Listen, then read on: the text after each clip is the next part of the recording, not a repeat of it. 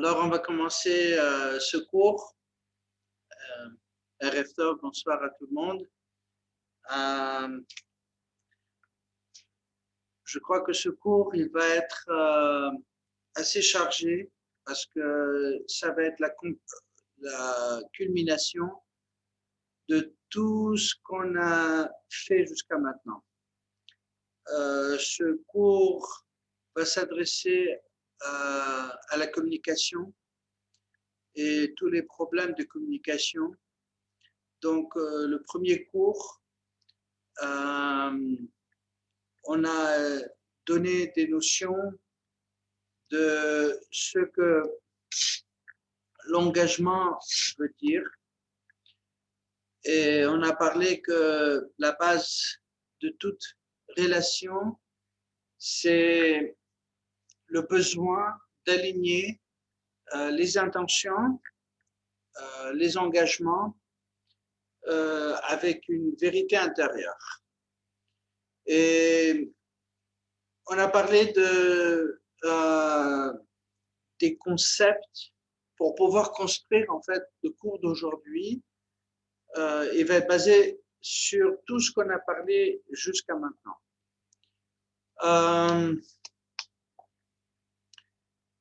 Je raccourcis ici, je vais essayer de donner une synthèse de tous les cours.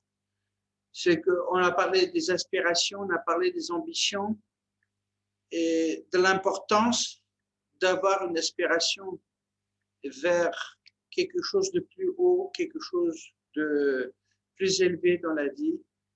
Et on avait parlé de ces ambitions, qu'on ne parle pas ici seulement l'ambition de travailler, de gagner des sous et de pouvoir acheter à vivre, habiller, mais que nos ambitions doivent être dans un niveau un peu plus élevé que ce qu'on a l'habitude de vivre de jour à jour.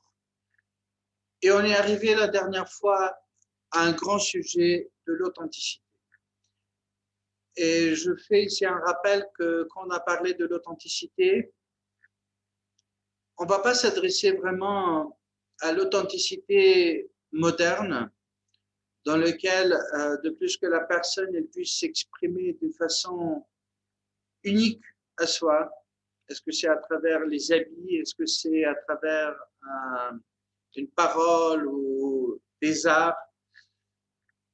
J'imagine que vous remarquez que l'authenticité dans l'art devient de plus en plus fragile.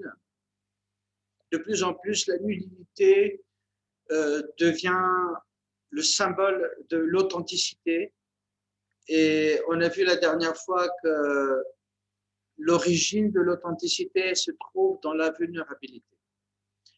Et quand je vais parler de la vulnérabilité, je veux vraiment m'adresser ici à la communication parce que vous allez voir que sans cette vulnérabilité, la communication, elle est virtuellement impossible dans le sens qu'il va y avoir un dialogue entre deux personnes. Malheureusement, aujourd'hui, il y a beaucoup de monologues dans les couples, dans les familles, dans les travails. Pourquoi je dis un monologue? Parce que les gens, ils veulent exprimer ce que eux, ils pensent, ce qu'ils ressentent, mais ils ne veulent pas avoir un échange de l'autre côté qui va leur permettre de savoir où est-ce que cet échange, où est-ce que leur côté authenticité, leur côté vulnérable, il se trouve. Et aujourd'hui, on va parler pas mal de communication parce que dans mes traitements que je fais, je vois que la communication, elle est un point central de toute relation. Et quand je dis toute relation, vraiment toute relation, que c'est l'homme, un homme, c'est-à-dire Ben Adam, la Chavero, que c'est l'homme vers l'autrui, que c'est l'homme vers Déité, vers Kadosh Baruch Hu. Rav Nachman, il écrit dans l'Écouté Moharan un truc très joli et il dit que ne sois pas comme un bandit quand tu demandes Kadosh Baruch Hu quelque chose. Il dit pourquoi un bandit? Parce que quand une personne demande Kadosh Baruch Hu, il veut absolument que Kadosh Baruch Hu à tout prix fait ce que lui il demande. Et c'est comme un bandit qui va sortir un pistolet et il va dire donne-moi l'argent. Et comme si l'autre qui est volé, il n'a pas le choix. Il est obligé de lui donner l'argent. Il n'a pas le choix de dire je suis d'accord, je ne suis pas d'accord, je ne peux pas, j'ai une famille. Et les gens, ils prient avec Hachem de la même façon comme des bandits.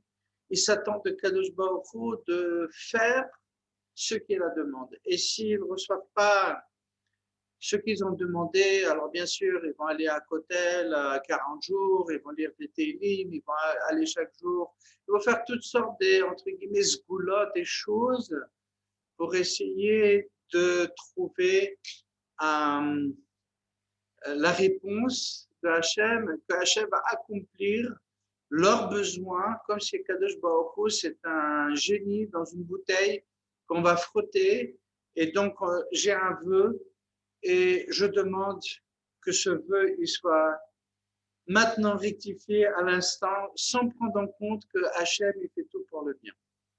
Donc on va voir que ces communications, elles vont dans tous les sens.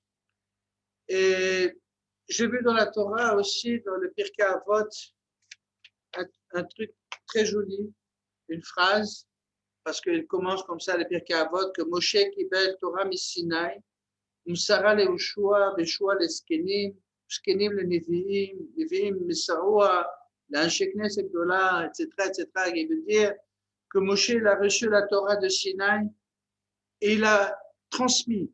On voit ici qu'on a un système de transmission à Yahushua. Yahushua, il a transmis aux Skenim, aux sages, les sages aux Nevi'im, aux prophètes. Et les prophètes, ils ont transmis. Et il y a toujours une transmission qui se passe entre Kadosh Baruch Hu et Am Israël.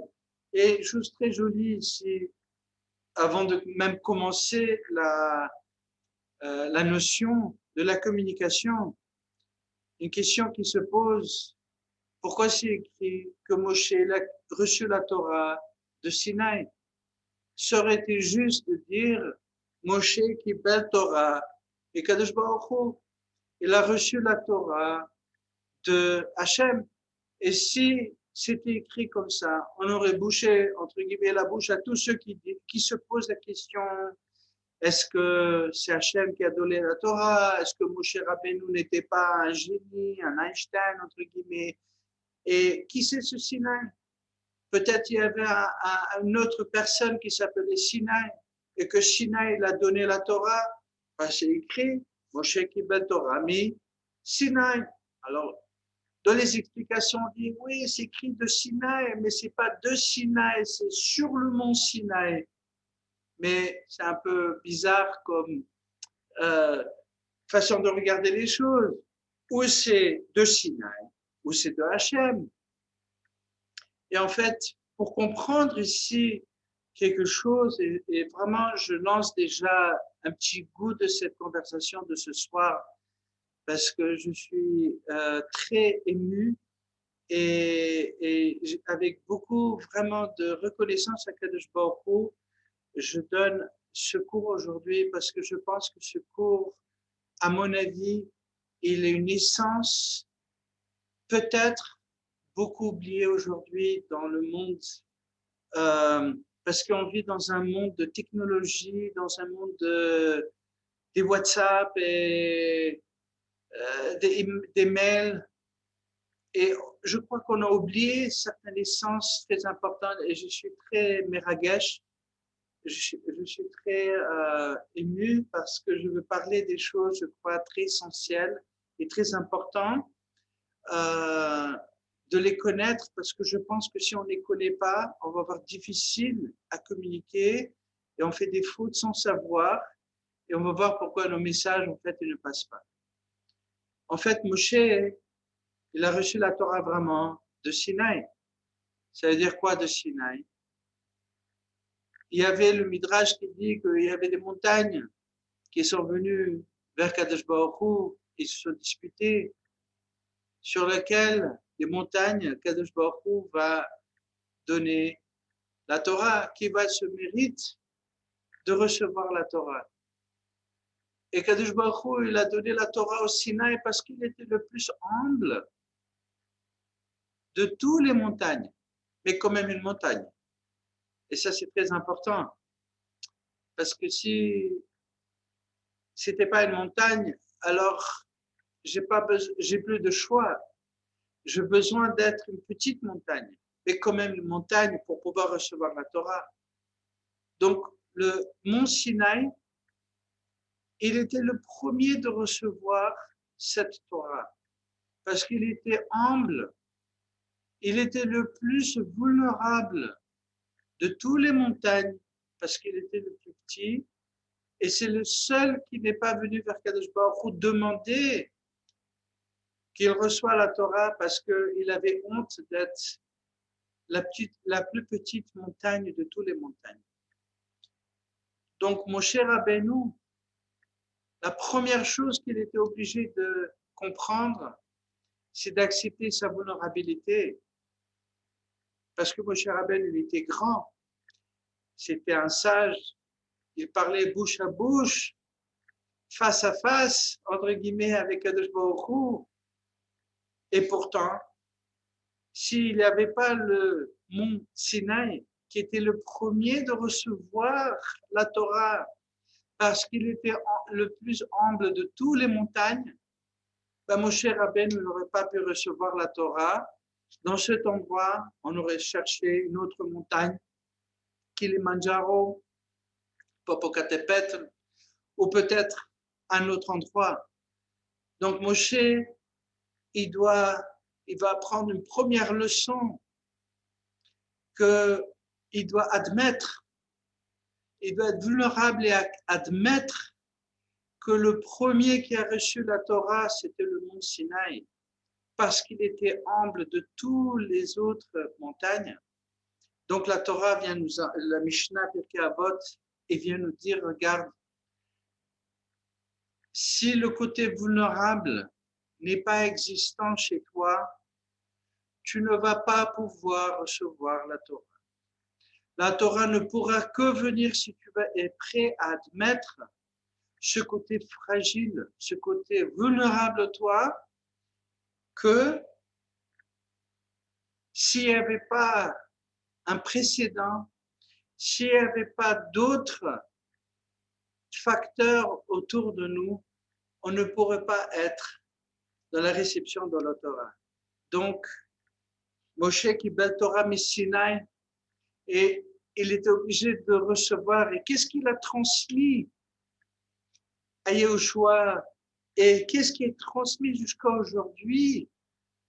Cette fragilité, cette vulnérabilité, qui est la Torah elle-même, que d'être humble, c'est la chose la plus élevée qu'on peut avoir, parce que ça, c'est l'authenticité de Am Israël.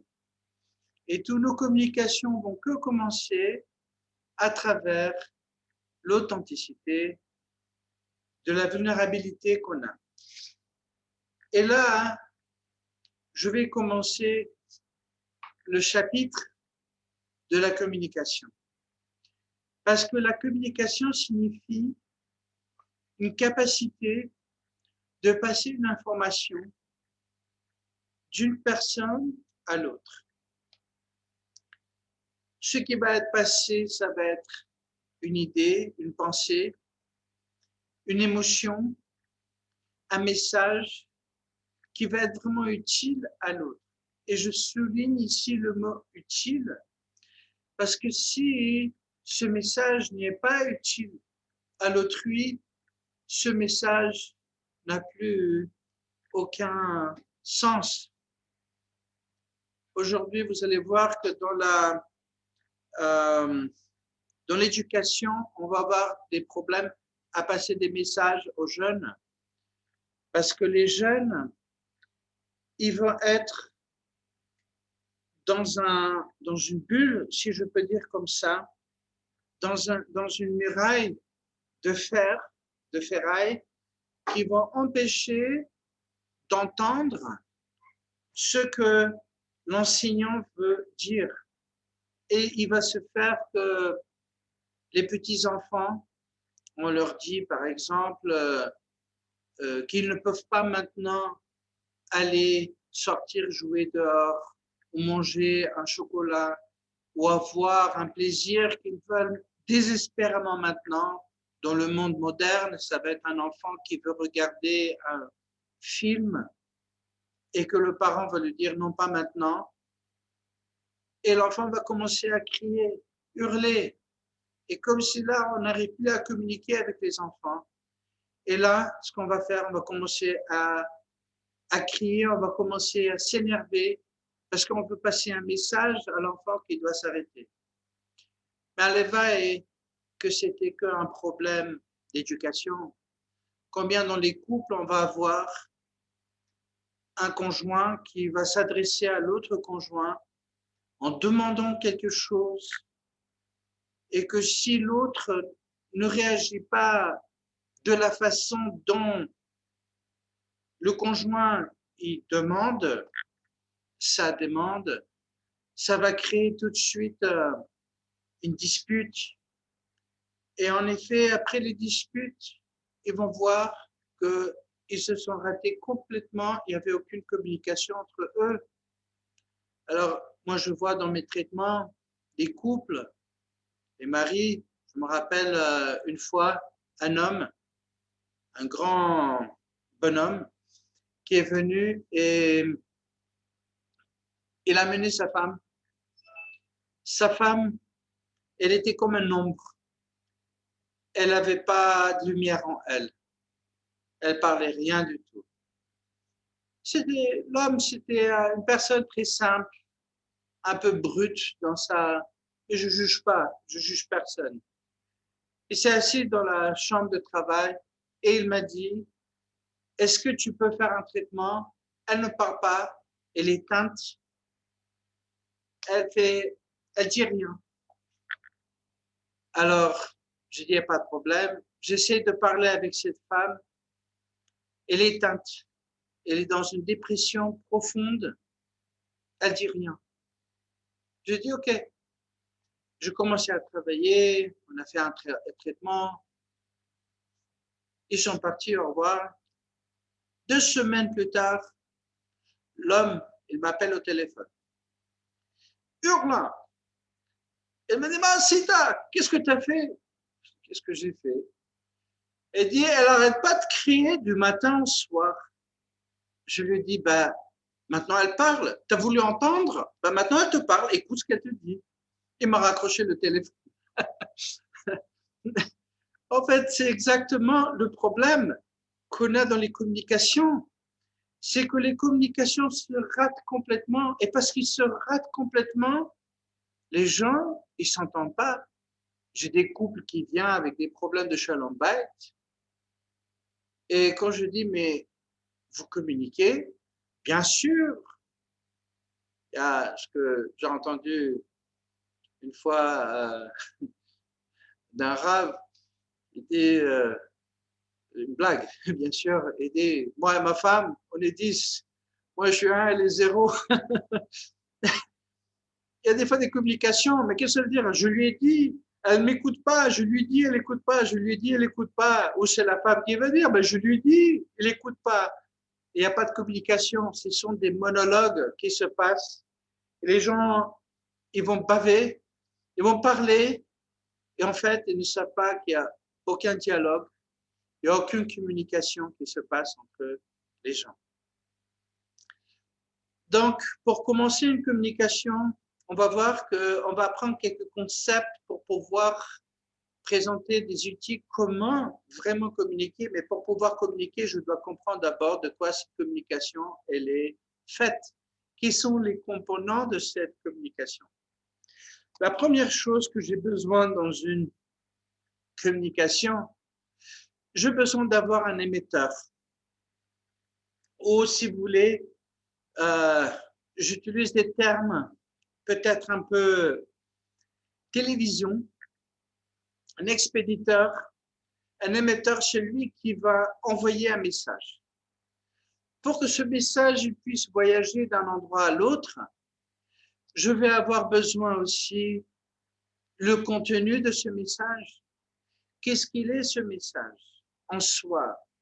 Parce que, vous voyez, si l'émetteur ne fonctionne pas comme il faut, son antenne n'est pas bien, ou le média par lequel ce émetteur, c'est l'expéditeur, il va essayer de passer un message n'est pas fort, ce message va pas arriver nulle part, il va pas être transmis.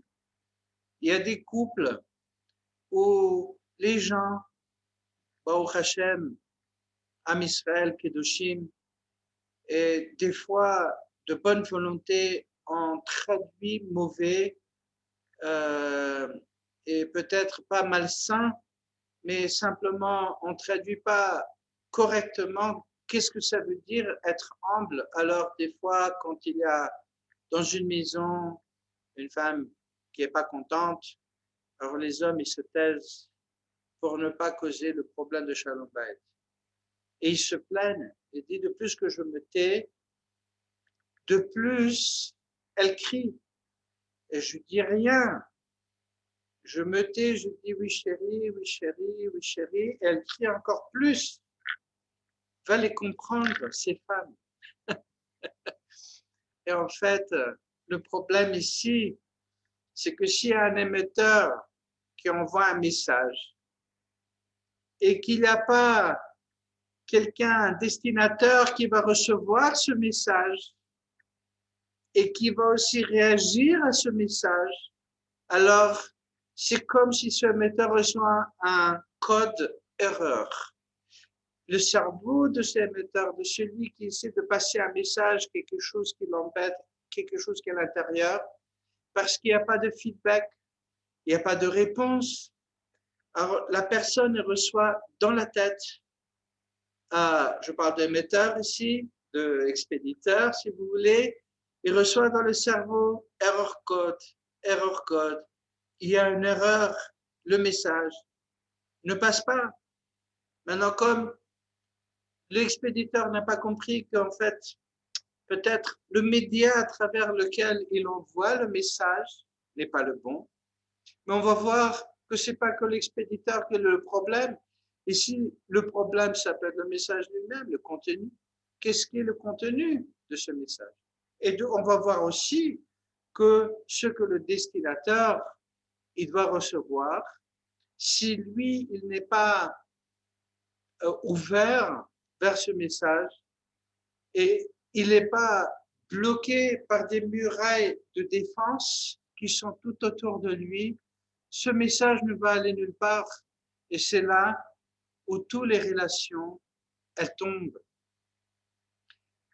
Donc, quand on va parler du transmetteur ou de émetteur, ou si vous voulez, de l'expéditeur, ici, on va voir qu'un expéditeur n'est pas nécessairement seulement une personne. Bien sûr que les plus communs expéditeurs, ça va être peut-être un père, peut-être quelqu'un qui travaille avec vous, peut-être ça va être un ami, le mari,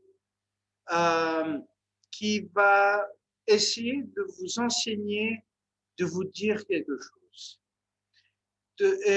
Mais ce n'est pas que ça. Aujourd'hui, on est dans un monde des signes et beaucoup de gens regardent et cherchent des signes. Surtout aujourd'hui, on est tellement embobiné dans un temps qui est devant le Biat HaMashiach, devant la venue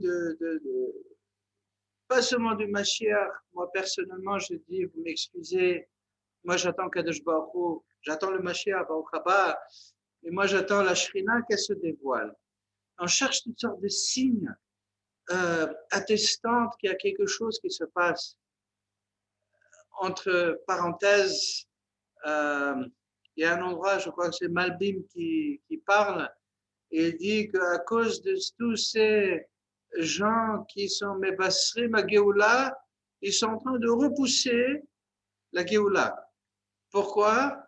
Parce que chaque année, vous avez des gens qui vont sortir à dire « Ah, cette année, c'est la Géoula, on a vu le signe, on a vu les signes, on a vu des signes. » Ils ont vu quelque chose, mais qu'est-ce qu'ils ont vu, ils ne savent pas.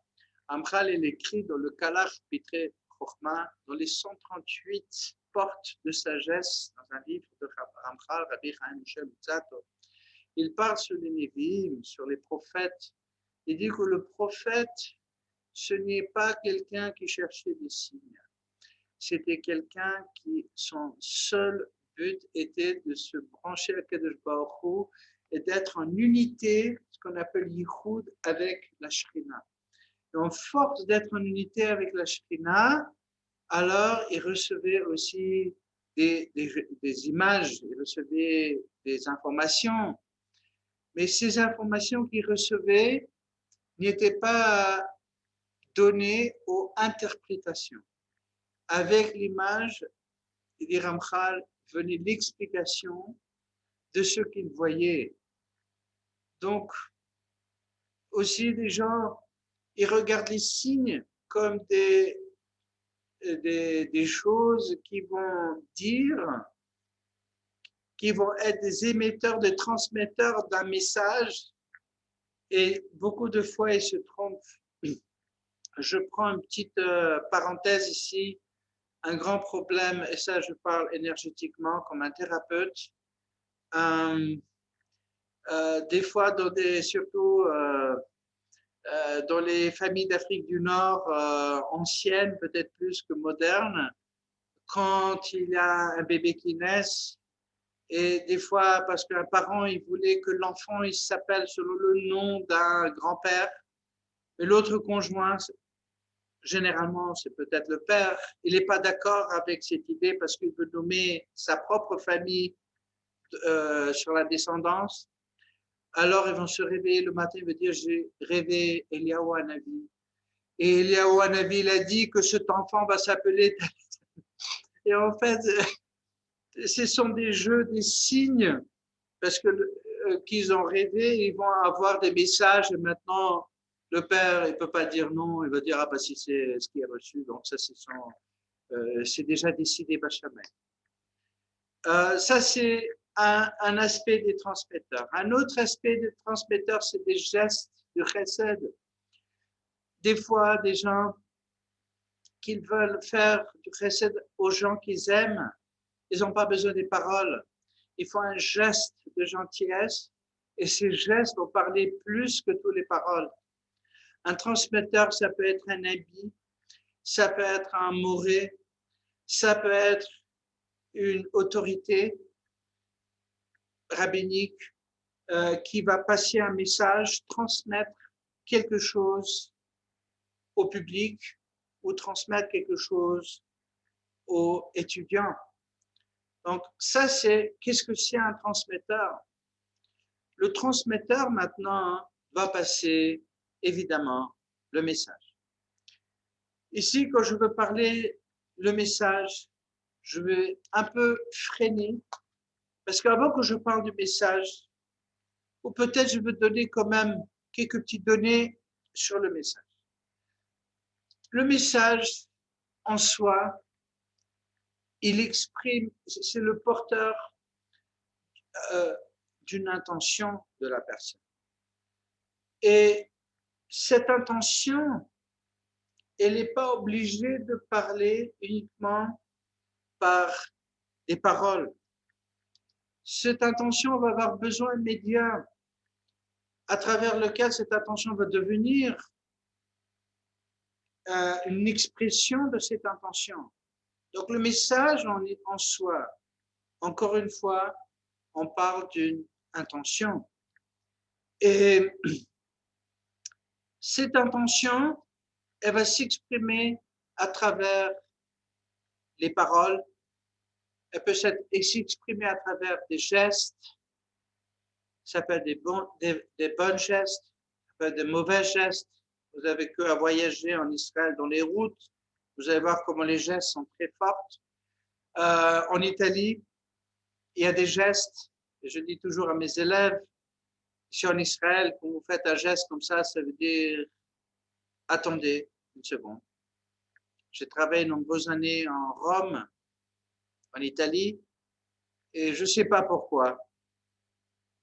Peut-être parce que j'étais le seul, il n'y a pas beaucoup des Juifs qui se baladent habillés avec le chapeau et dans le costume professionnel. Il y avait toujours, je ne sais pas pourquoi, un prêtre qui essayait de me poser des questions sur Dieu. Alors bon, je parlais. Une fois, j'étais au téléphone et j'avais une conversation très importante. C'était le soir. Et un prêtre qui arrive et il veut me poser une question. Et moi, je le fais comme ça parce que je te téléphone comme un bon Israélien. Je lui dis une seconde, je suis au téléphone. Et le prêtre qui ouvre les yeux comme ça, il dit Signor! Il s'énerve, il s'est tourné, il part, dégage. J'ai rien compris. Après, j'ai demandé à un mec, c'est quoi son problème? Il dit, ici en Israël, il ne faut pas faire ça. Ça veut dire que tu l'insultes un peu sa famille, des choses, ça c'est un peu italien, sans savoir. Donc les gestes, elles parlent. Et des fois, ses intentions vont être mal compris parce que les gestes peuvent être pas bien appliqués par rapport à l'intention qui est derrière le geste. Les visages qu'on fait, les écritures, aujourd'hui, on parle pas seulement en écrivant. À l'évêque, on écrivait plus. Aujourd'hui, les gens, ils écrivent dans le WhatsApp et ils vont mettre un souriant. Il n'y a plus d'écriture, il n'y a plus de contenu.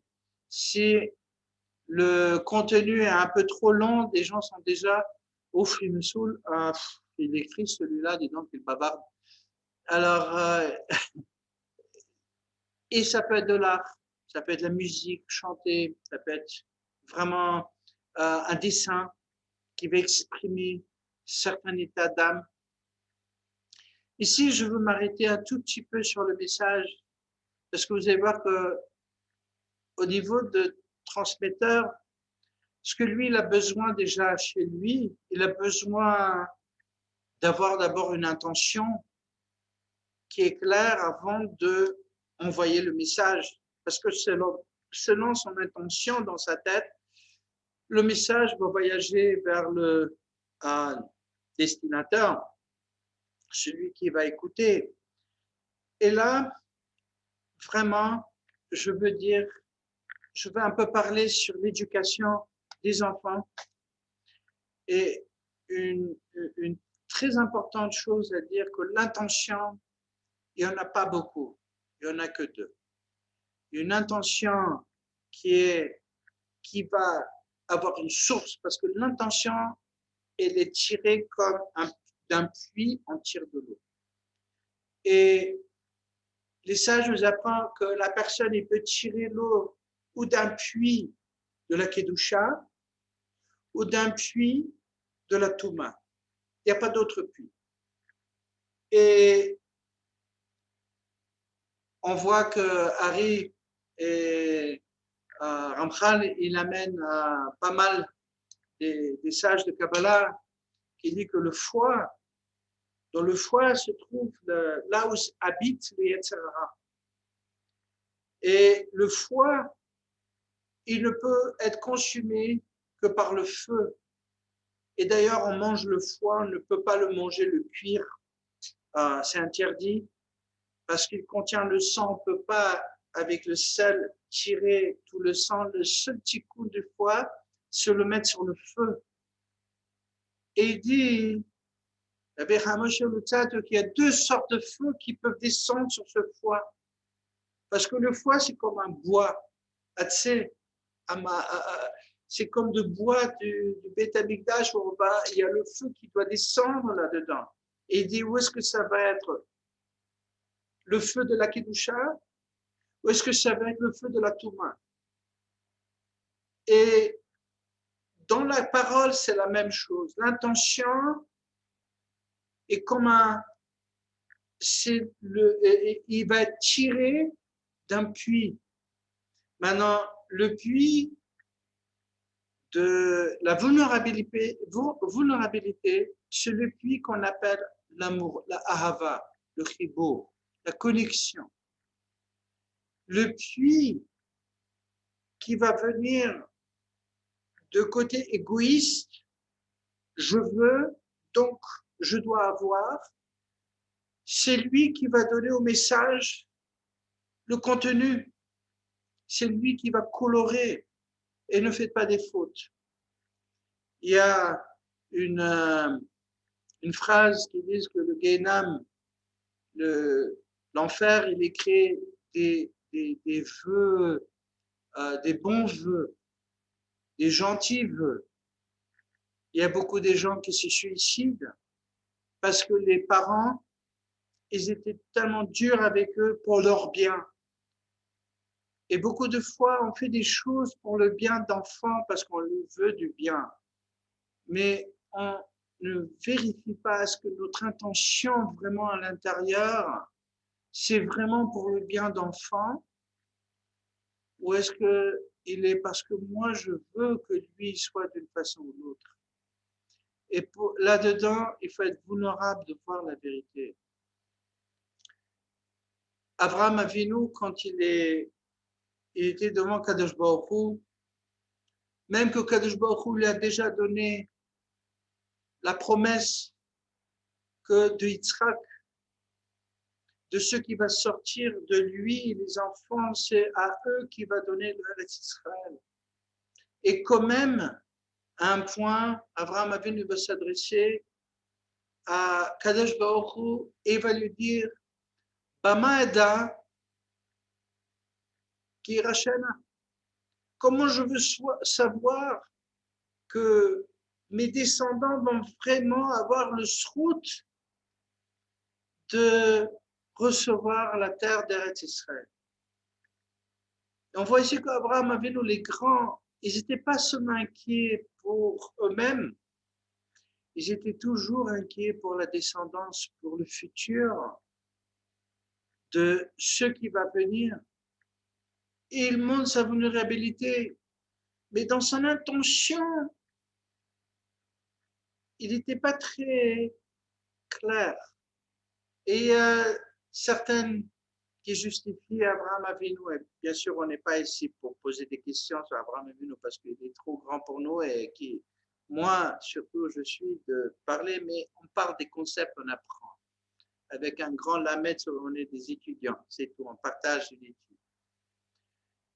Kadosh Baruch Hu, il a vu que cette intention, elle n'était pas 100%, c'est comme s'il n'y avait pas d'émouna, comme s'il y avait un manque de confiance. En fait, Abraham Avinu, il est venu d'un côté logiquement pur, parce qu'Abraham Avinu voulait savoir, est-ce que même dans le futur, quand l'âme Israël vont fauter et qu'ils vont quitter Kadosh Baruch Hu et qu'ils vont faire des bêtises, est-ce qu'encore Kadosh Baruch Hu, il va être là pour donner la terre au âme Israël?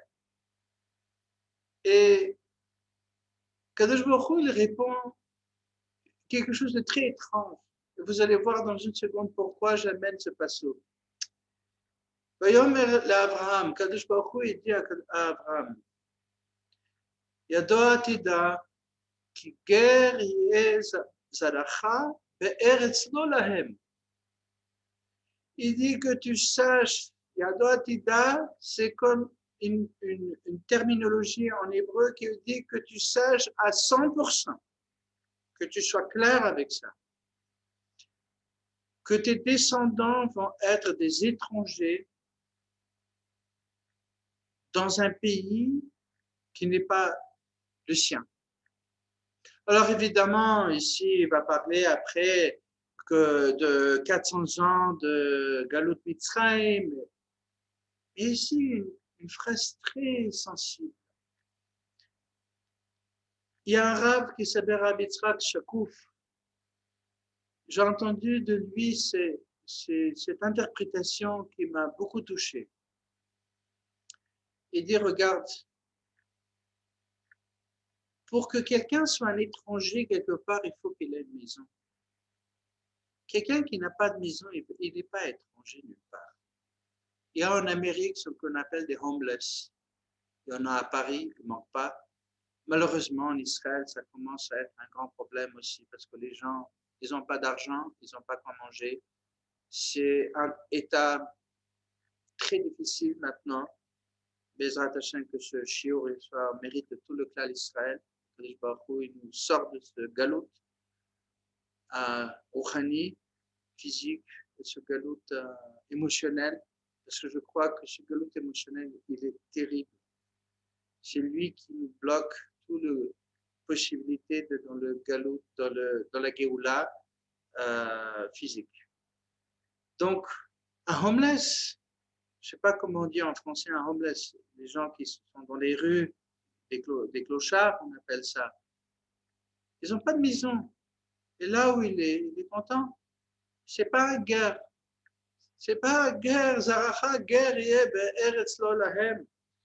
Ce sont des gens qui sont complètement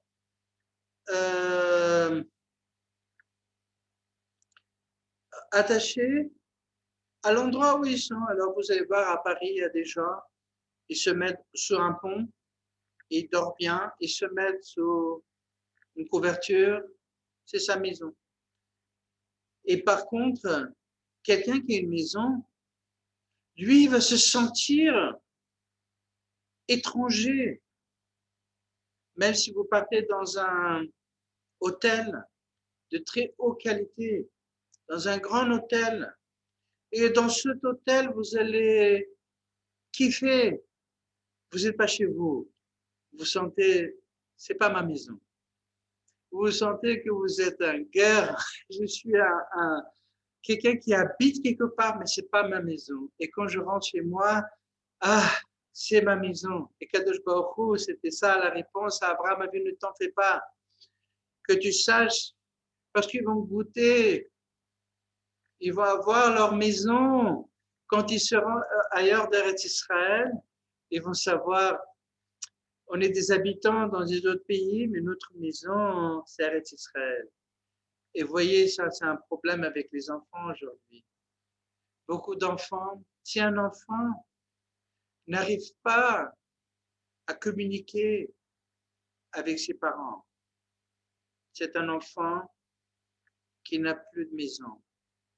Et il peut vivre dans la maison, il peut manger à la maison.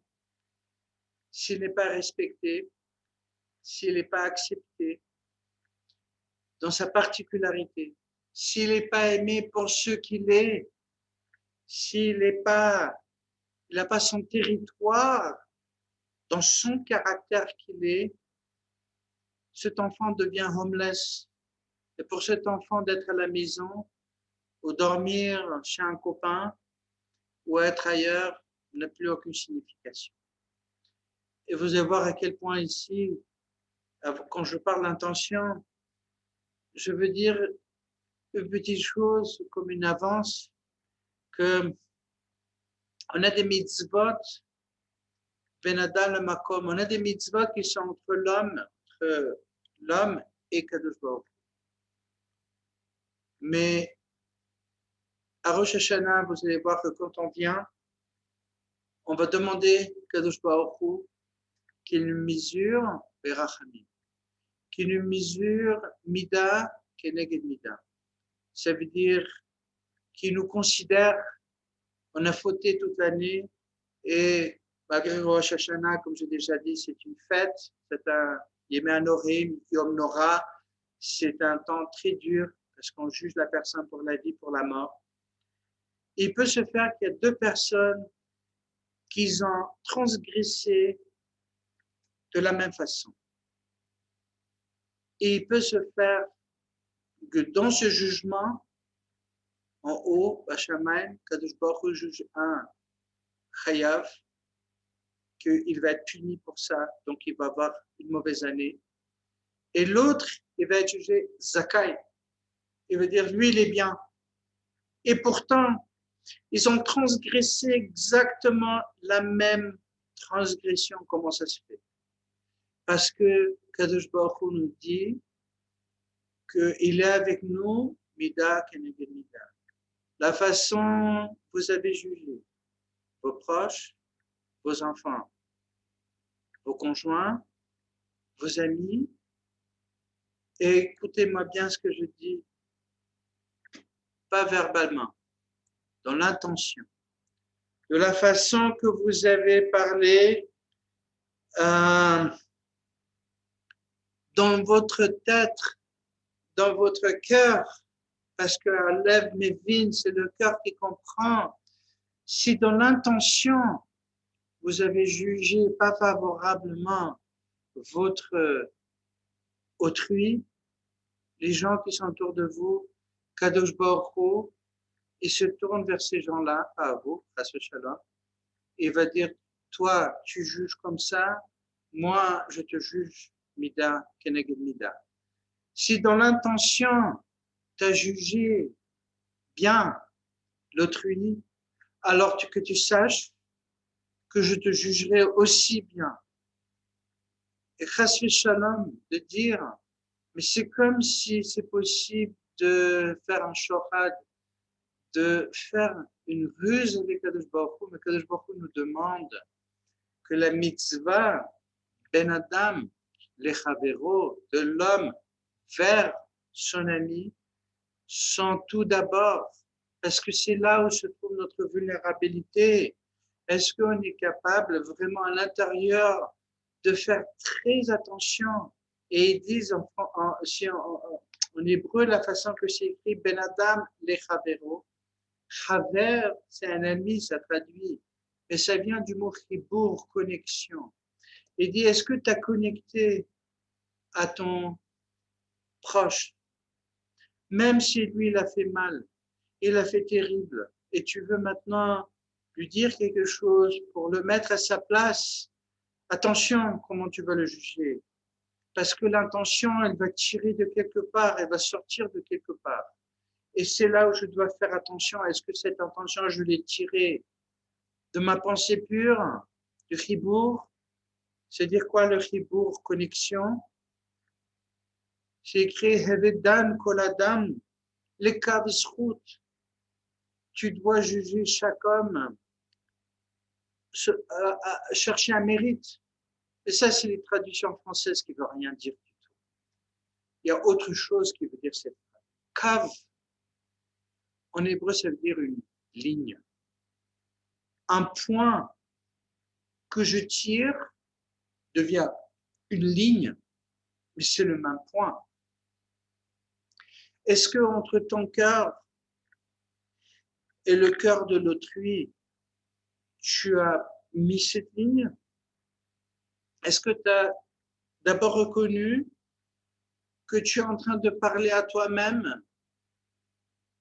Ça veut dire quoi parler à toi-même? C'est qu'à Rosh Hashanah, quand on va se tourner vers Kadosh Baruch Hu et demander pour le rachamim, la gentillesse, la souplesse, le bien, le pardon, d'accord? Yom Kippour, ils vont vérifier, est-ce que toi, quand il y avait quelqu'un qui était pas bien, tu étais facile à connecter à lui, de dire, ah, attends, je vois que toi, tu transgresses. Moi aussi, je suis pas mieux que toi. Tu sais quoi, je veux t'aider parce que je veux pas que tu tombes dans le même piège que je suis tombé. Ça, c'est une intention qui va sortir de la Kedusha parce que ça veut dire que c'est de l'amour que je veux tirer un cave, une ligne. Mais si moi, je veux commencer à juger l'autre pour son bien, fais attention. Pourquoi? Parce que cette intention elle ne sort pas de la Kedusha.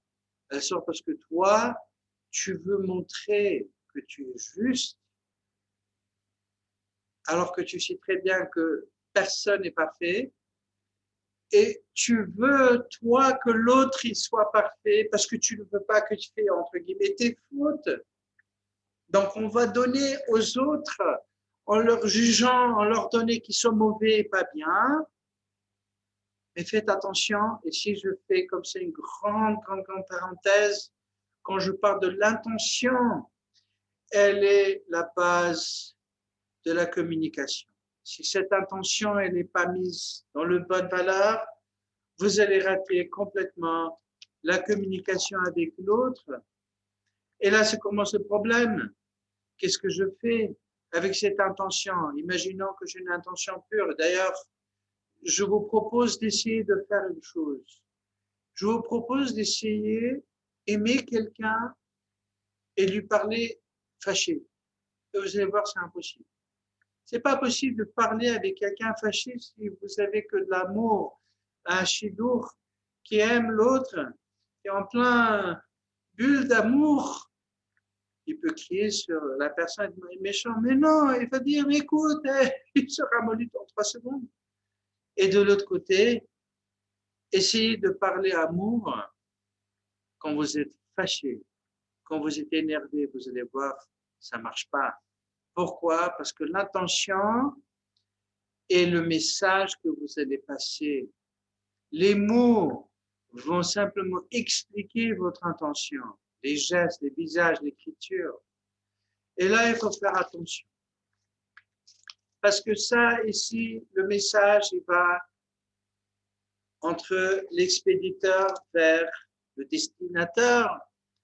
Mais il faut choisir, il faut faire attention parce que le destinateur, il va avoir des problèmes en soi. Le destinateur, il veut entendre ce que vous parlez. Et vous allez voir que beaucoup de problèmes qu'on a aujourd'hui dans les classes, c'est des élèves qui n'écoutent pas.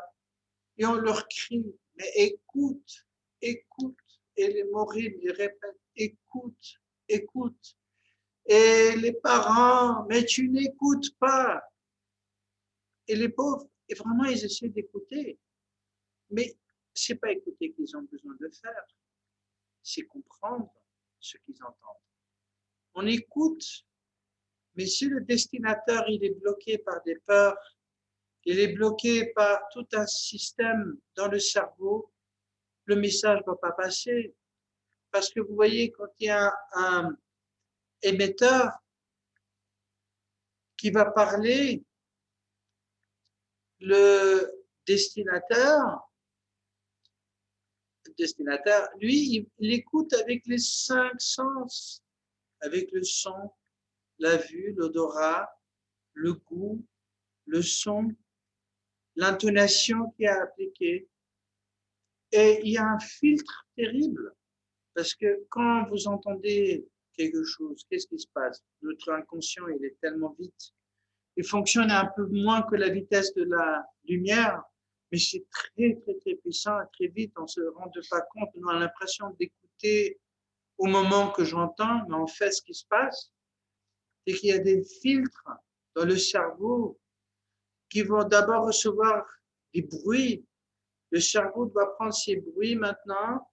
Il doit déchiffrer d'abord les bruits autant que lettres, voyelles, des mots. Et de l'autre côté, essayer de voir dans quel contexte, pour qu'on voit le contexte, le cerveau va immerser, va rejouer ce qu'il vient d'entendre milliards de fois et va le passer par tout ce que vous avez vécu depuis la naissance jusqu'à aujourd'hui. Au moins, je ne sais pas, même déjà avant la naissance. Donc le cerveau va mettre ça dans le contexte social, jusqu'à que nous, on va comprendre ce que l'autre il a dit. Ce message était tellement manipulé que nous, on entend finalement uniquement ce que le cerveau nous interprète et pas ce que les autres nous parlent. Alors, il faut faire attention pour communiquer. J'ai besoin de faire clair que le média va être correspondant à votre partenaire, enfant, conjoint, chez nous, peu importe. Quel est le sens qui fonctionne de cette personne? Il y a des enfants qui sont tactiles. J'ai oublié d'écrire ici aussi, j'ai écrit 2 fois son au lieu de sens de toucher, parce que le toucher est très important. Pourquoi il est important? Quand un enfant il n'étudie pas, alors il y a le moré, le parent, des fois le grand frère, qui va le taper un peu dans la tête, mais tu comprends rien, paf, le cerveau de ce enfant va commencer à intégrer le coup avec la faute. Et de plus que le coup égale la faute, et le coup, ça peut être un coup émotionnel, ça peut être un cri, ça peut être un coup sur la table, ça peut être un regard méchant qui va bloquer la personne. Et ce qui se passe, c'est que le destinataire, il ferme, il ne peut plus entendre. Bon, quelqu'un m'a posé la question aujourd'hui. C'est marrant que quand je suis en classe, j'écoute, je comprends tout. J'ai un copain, il ne comprend rien du tout. Et quand on est dans les moinotes, quand on est dans les dortoirs, il me dit, je ne comprends rien à ce qu'il parle l'autre. Et celui me raconte, il dit, mais je m'assieds avec lui et je lui explique. Il dit, ah, ben c'est facile. Et il pose la question, comment ça se fait qu'il ne comprend rien dans la classe? Et comment je lui explique, il comprend tout. Et je lui dis, c'est très simple. C'est un enfant qui a été trop jugé. Quand il a fait des fautes, on l'a jugé, il a eu des coups émotionnels, donc il a peur de faire des fautes. Dès qu'il voit quelqu'un habillé en autorité, son cerveau, il bloque, il n'y a pas une information qui peut passer. Donc, quand vous parlez avec les enfants, là, je vais parler un peu d'éducation. C'est très important, s'il vous plaît, de aussi faire attention dans les environnements atmosphériques, si je peux dire comme ça, j'invente des termes. Parce que la façon dont les choses, elles passent, c'est aussi à travers ce qui se passe autour de nous. Imaginez que vous êtes dans une salle froide et que vous gélez et qu'il y a quelqu'un, qui vient vous dire quelque chose de pas bien. C'est atroce. Des fois, en hiver, parce que c'est l'école, il fait froid et les parents vont venir, ou le père ou la mère, et ils vont dire non, non, non à l'enfant. Et l'enfant, hein, il a déjà froid à l'intérieur et son cerveau qui est très créatif, il va commencer à connecter les choses et dire, ah, froid égale mal, froid égale punition, froid égale mauvais, froid égale chaud. Et il va commencer à associer le froid avec la froideur. Vous avez des parents qui ne vont pas frapper les enfants, à ce shalom, mais pour faire comprendre les enfants qu'ils n'ont pas bien fait, ils vont se taire.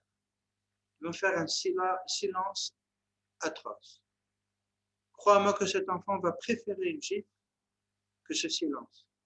Il n'y a rien dans le monde qui peut plus dommager un enfant qu'un silence d'un conjoint, d'un silence d'un parent ou aucune réponse. C'est traumatisant, c'est une froideur terrible. Et de l'autre côté, on peut avoir une autre où il fait très chaud, et la personne va commencer à s'énerver et crier avec des sueurs partout dans le visage. L'enfant, il enregistre la sueur, la chaleur. Cet enfant, il va grandir. Il ne veut pas se rapprocher à sa femme, elle est chaude. Il ne veut pas se rapprocher à son mari, il est chaud.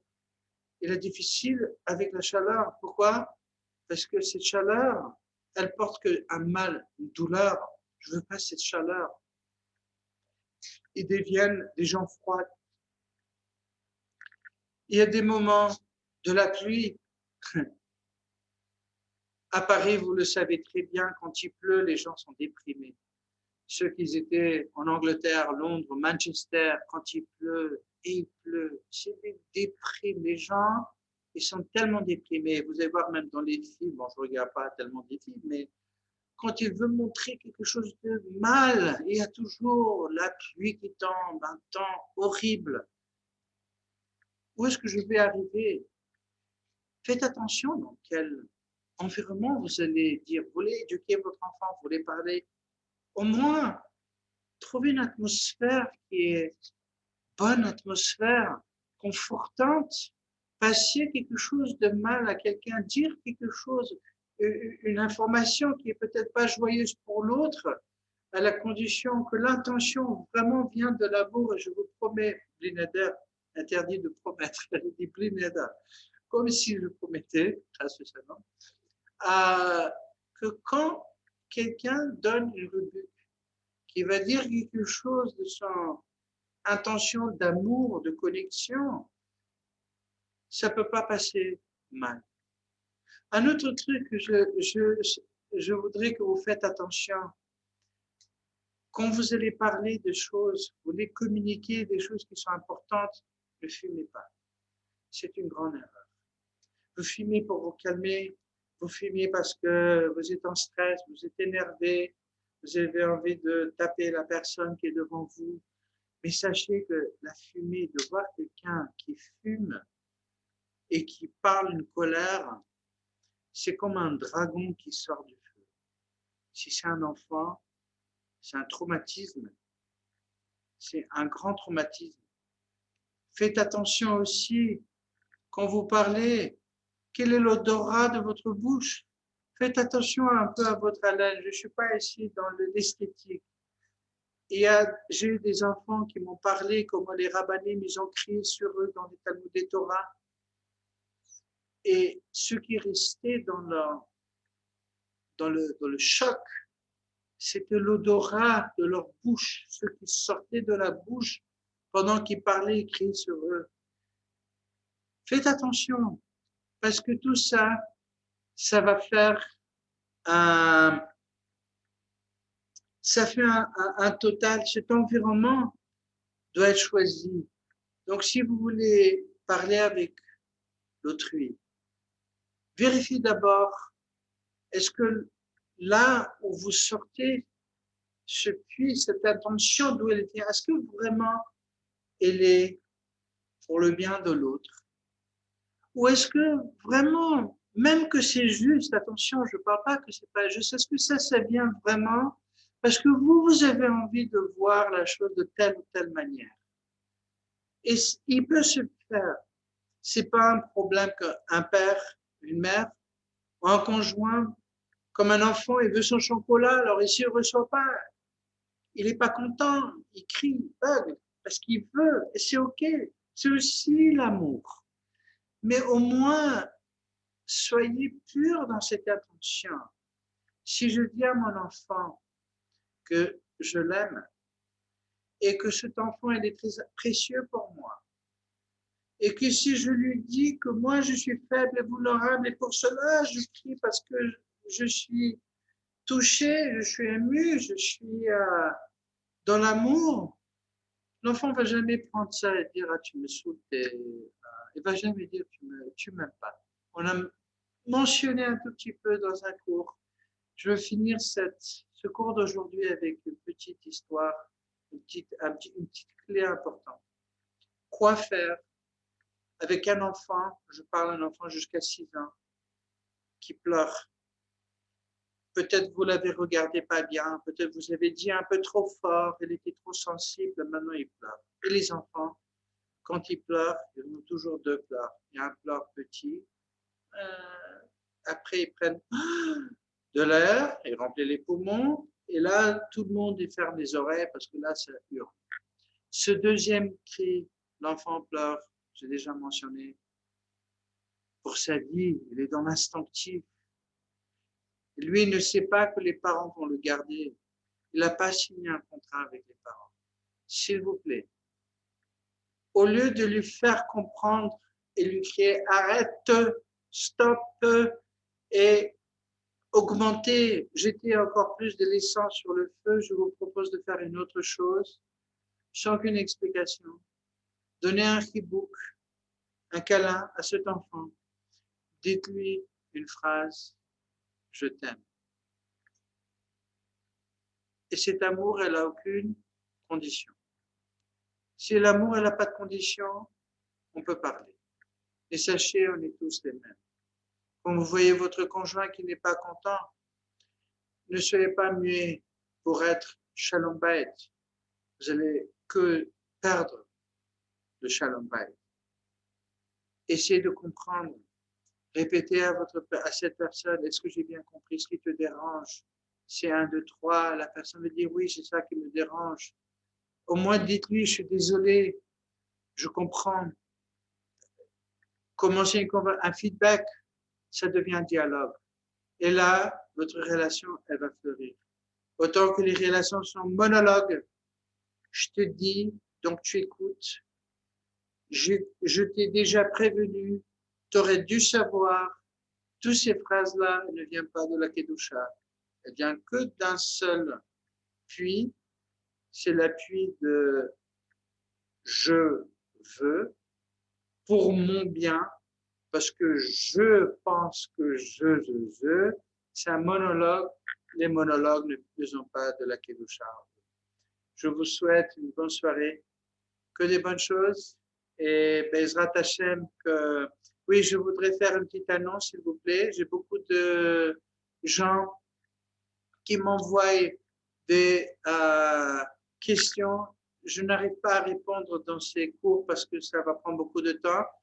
Je vais essayer de faire une vidéo que je veux mettre séparément en ligne pour répondre aux questions que je reçois avec un grand plaisir. Je vous réponds et je vous envoyer je vais le mettre et en YouTube et je vais les mettre envoyés par WhatsApp. Un autre truc, encore une fois, il y a un groupe à Paris. Ici, c'est les données qui s'ouvrent. Si vous avez des gens qui s'intéressent à étudier, il va y avoir Bézard de un groupe aussi à Marseille, aussi bien qu'à Paris. Et je voudrais, si vous vous êtes intéressé à vous brancher, c'est vraiment un chesed, parce que je crois que ce que moi j'enseigne, c'est la seule méthode aujourd'hui qui représente une cachère méthode dans un juif doit traiter un autre juif. Et je vous souhaite à tous bonne soirée, que des bonnes choses et à la prochaine semaine. Au revoir. Shalom, shalom.